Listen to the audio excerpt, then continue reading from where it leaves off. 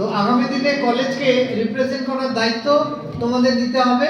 মাস্টারমশাইরা দিদিমণিরা সবাই কিন্তু বুঝে নিয়েছেন যে কোন কোন ছাত্র আমার বিকশিত, একটু এগিয়ে থাকা, বাকিরাও এগিয়ে আসো। এই যে কালচারাল এক্সচেঞ্জ হলো, যে বন্ডিং স্থাপনা হলো, কেউ আজকে কুইজ টিমে এসে দেখলাম যে আগে নাম দেয়নি, এখানে ঘরে বসে নাম দিয়ে দিল এবং পেয়ে তারা প্রাইজও পেয়ে গেল। এই যে বন্ডিংটা হলো, এই যে মজাটা হলো, এই মজা কিন্তু কোনো অর্থ বললে মাপা যায় না। আমরাও ভীষণ এনজয় করলাম। আরো পার্টিসিপেট ভালো হলে ভালো হতো। স্যাররা খুব সুন্দর করে পরিচালনা করেছেন।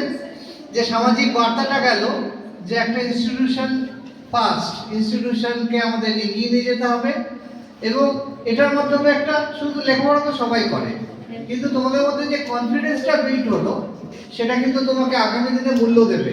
সেটা দেখা যায় না।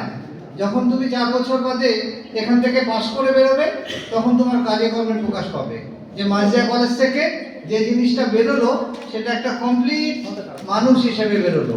সমাজ, সংস্কৃতি এবং সাংস্কৃতিক সব দিক থেকে অগ্রবর্তী মানুষকে কিছু আমরা এগিয়ে দিলাম। ইনস্টিটিউশনটা আমাদের মাধ্যম, সেই মাধ্যমটা কাজে লাগালাম। তোমরাও এগিয়ে এলে, আমরাও এগিয়ে এলাম। Happy ending.